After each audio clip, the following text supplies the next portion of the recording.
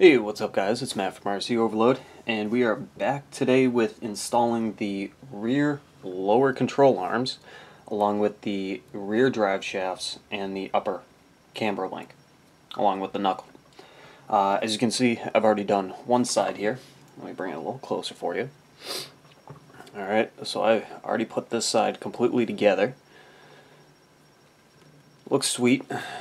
Drive shafts in there. One thing I do want to let you guys know, for those of you that are building this, when you're installing the passenger side drive shaft, alright, the female end, this end right here, in order to get to, let's see, where is it?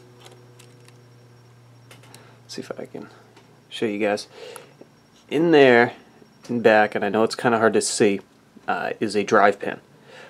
I discovered that the only way to get access to that drive pin was actually by removing the rear shock tower off the truck, which will allow you access straight down, straight down in order to be able to put that pin into the drive shaft.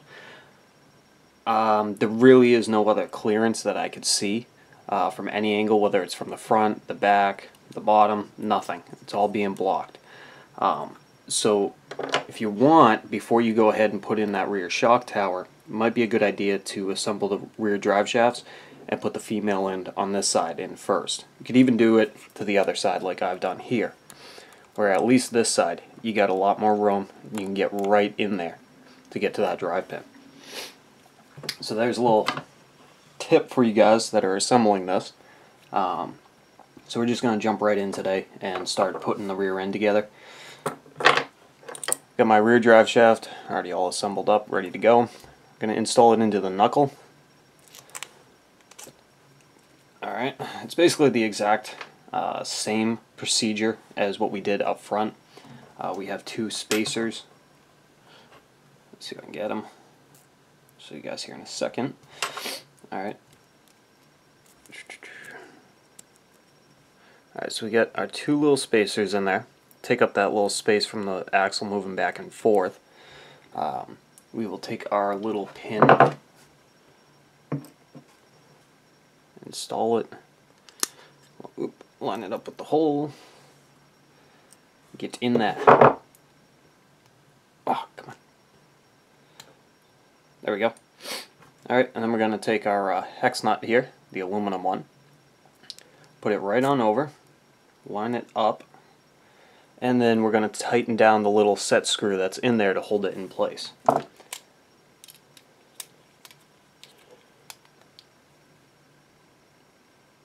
Okay, double check it, good to go. We'll even put our little wheel lock nut on there, just so we don't lose it. So there you go. There's the carrier and the axle all assembled, pretty straightforward. Yes, I already did put the bearings in ahead of time. You just slide them in, push them, all set, ready to go. But we are going to put the rear, wow, just totally went mind blank,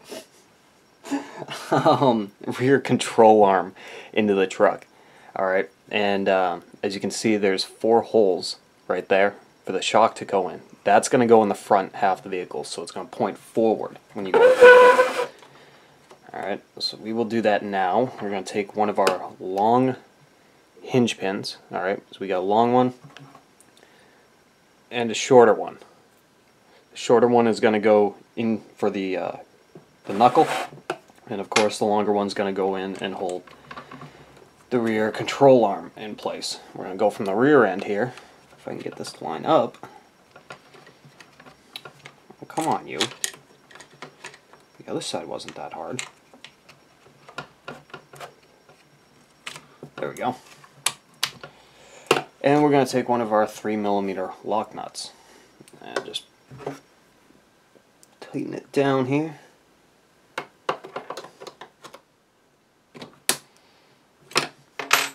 Okay, so there we go. Next, we're going to install the knuckle, the rear knuckle here. Slide the drive shaft into place first, or get it started in there. It just slides right into place. No big deal there. Again, we're going to take our little hinge pin, slide it in from the back, line up the hole. Okay, so drive shaft popped out, we'll pop that back in. Doesn't really matter which order. If you want to put the drive shaft in after, it's perfectly fine. It'll work. Pretty straightforward with this. Take our little handy dandy tool that comes with like everything that you buy. I swear I got at least 6 of them, I think, right now.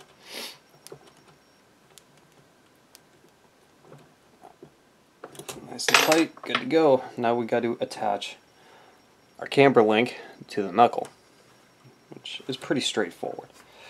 Alright, so we get our nut. And we are going to go into the middle hole according to the instructions. Again, you don't need to ever follow the which holes to put the screws in when you're setting up the suspension. You can set it up however you want. I'm just going off of factory settings. Come on, you. Get going. Alright, so we're going to struggle a little bit here. I'm just going to turn this to get a little better angle. Okay, cool. So there you guys go. Just got the driver's side all mounted up. Pretty straightforward, nothing too complex there. A lot of free movement. And I figured on this video anyways today, we will also mount up the shocks.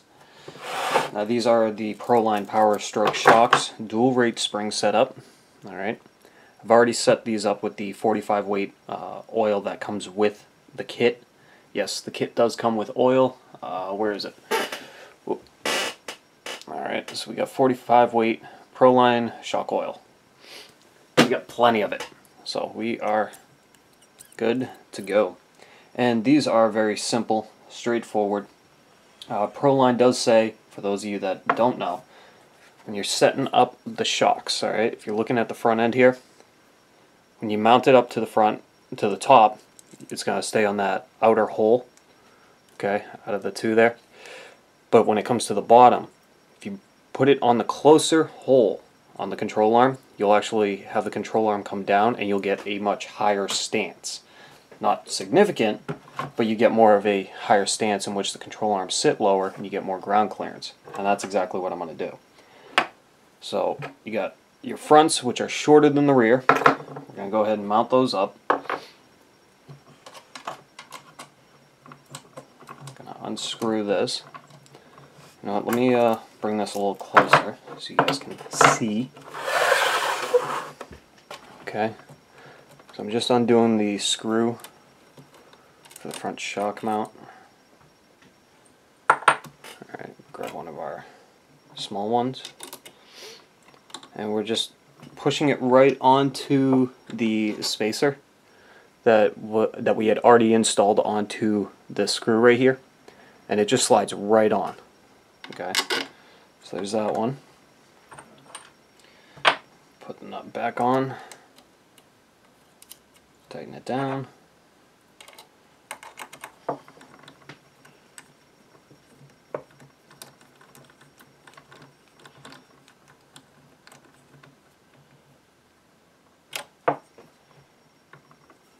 So back that off just a little.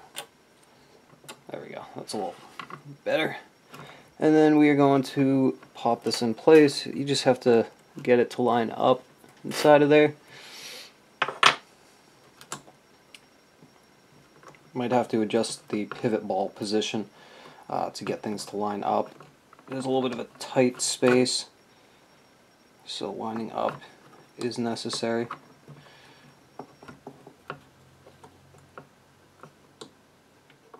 Oh, come on, you.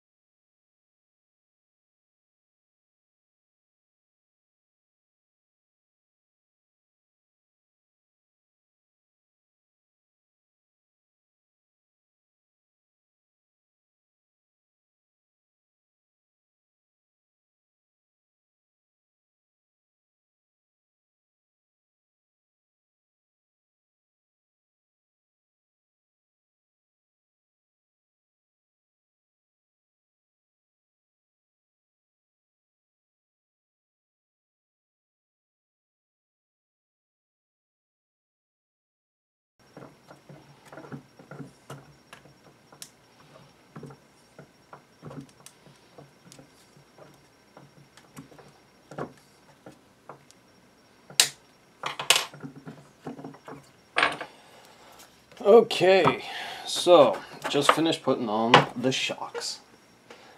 This thing is sweet. Here, let me position it. Check that out.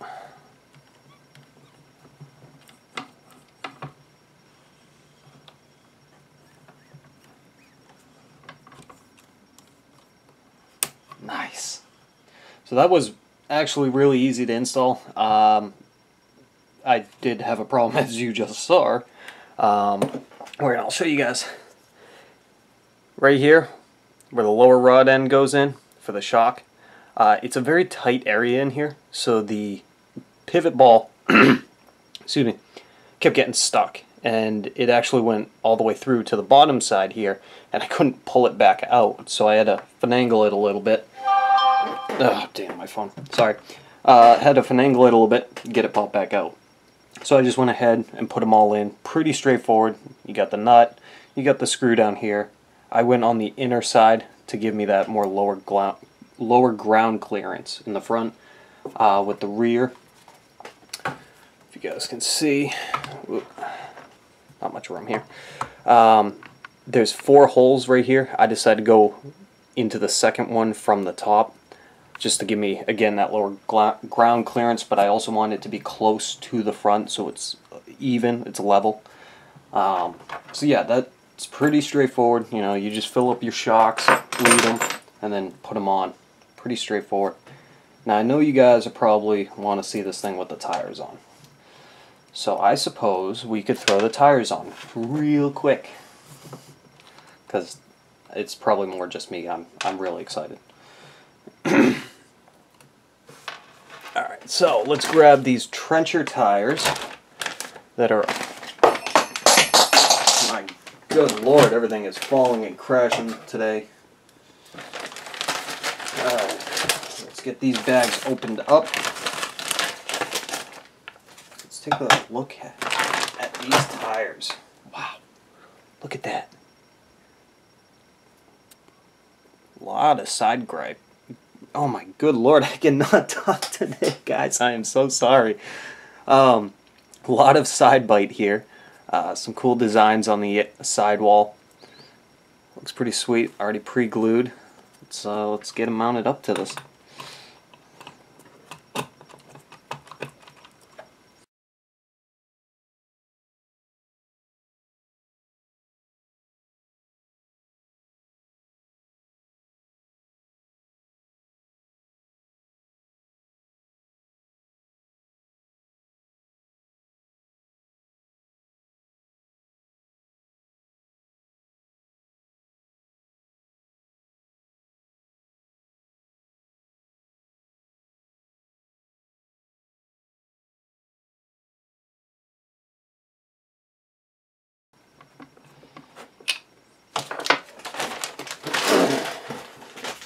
Awesome. Take a look at this. Incredible. Look at that. I mean, that is awesome. I mean, there is a lot of ground clearance there. Let's take a large Dunkin' Donuts. Give you guys an idea. I mean, that's awesome. That is incredible. More of a front approach. It's gonna be sweet.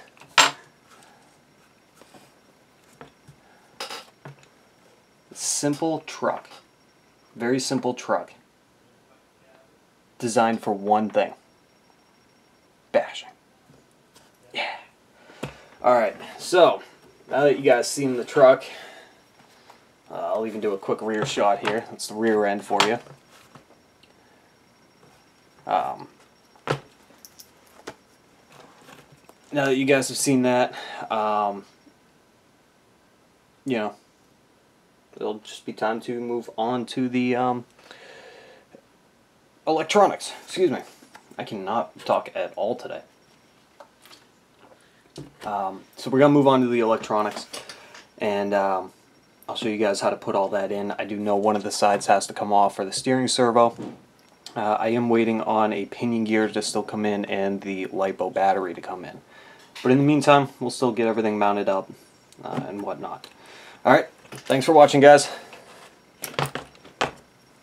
See you later.